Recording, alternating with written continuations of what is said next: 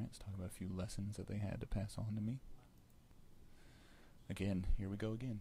Getting involved with the community. This was the main lesson that they shared and that I garnered from them. You have to do those meetings with teachers, serve on committees, show the importance of the library. If I want to be a school media specialist, I have to do all of these things. These are musts, because you really have to let people know what the library is doing. Otherwise, it'll just fall by the wayside, and people will not come and seek you out. So you have to go do that yourself.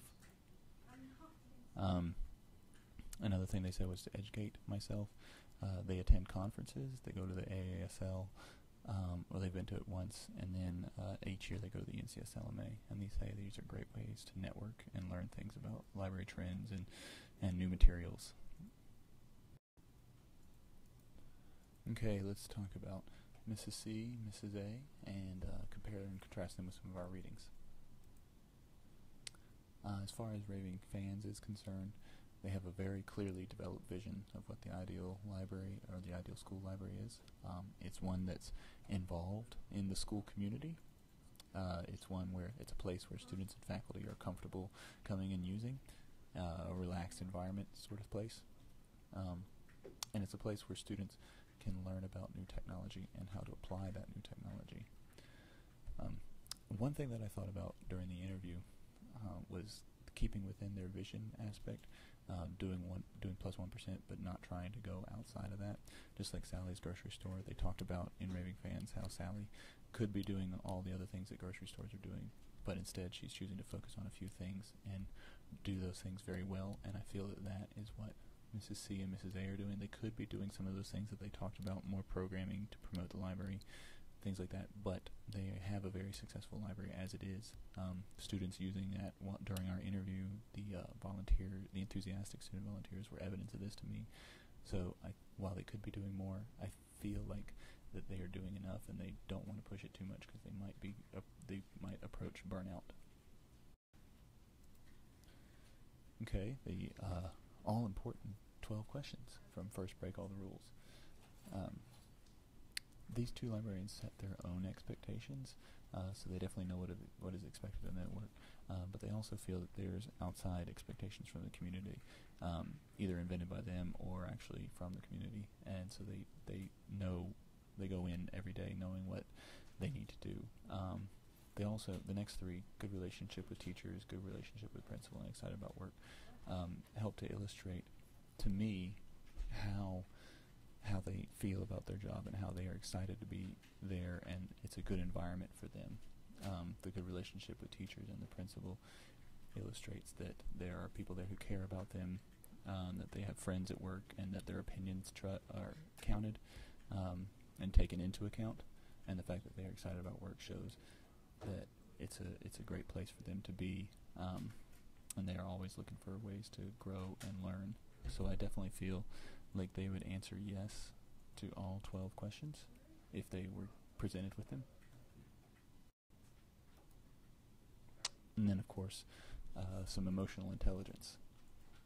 They are very passionate about their work. This resonated very clearly and very strongly with me while I was interviewing with them, so I can only imagine that it resonates even stronger with the faculty and students at the school.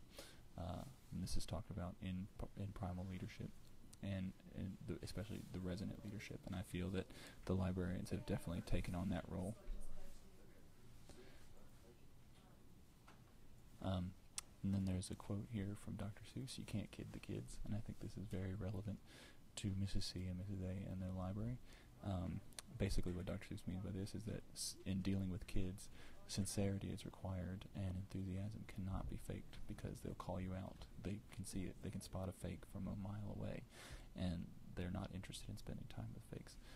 And Mrs. C and Mrs. A are both very sincere and very enthusiastic about their work, and I think that this gets through to the kids, and it resonates with them very, very strongly. Alright, talk about some conclusions and recommendations. Alright, two main conclusions. Again, here we go again with the get involved part. And then being personally invested in your work. And Mrs. C and Mrs. A are both very involved and very personally invested in their work. These two ideas are discussed in First Break All the Rules. The getting involved aspect kind of permeates the book of First Break All the Rules for me, talking about how managers need to get involved with their employees and find out so they can better manage them. And Mrs. C and Mrs. A are very involved with the teachers and the students in their library who would represent the employees or the internal customers, and they definitely know or are in touch with what these customers need. And then the personally invested part comes in when First Break All the Rules talks about how average employees are not personally invested in the work. They don't care, and they're ready to leave at the drop of a hat. Great employees, on the other hand, are personally invested. They care about what they do. And both of these aspects resonated very strongly with me, with Mrs. C and Mrs. A. And after my interview with them and our readings in class, these two ideas are fast becoming the foundation of my leadership schematic. You have to get involved, and you have to be personally invested. You have to care. All right. Finally, a recommendation that I have. Mrs. C and Mrs. A should definitely, if they have time in their day-to-day, take the time to read Raving Fans and First Break All the Rules.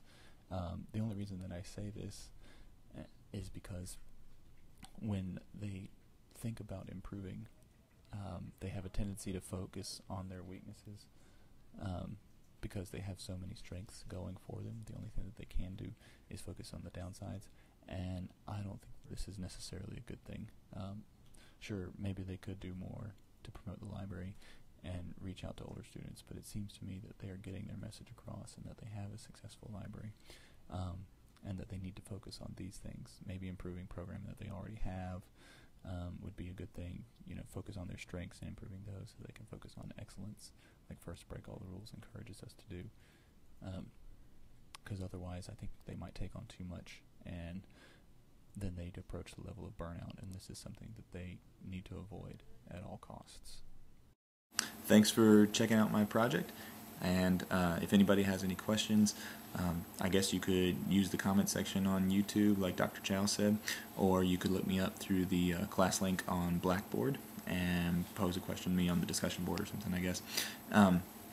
Anyway, thanks again for taking the time to spend some time with me, and I will talk to you guys later. Have a good day.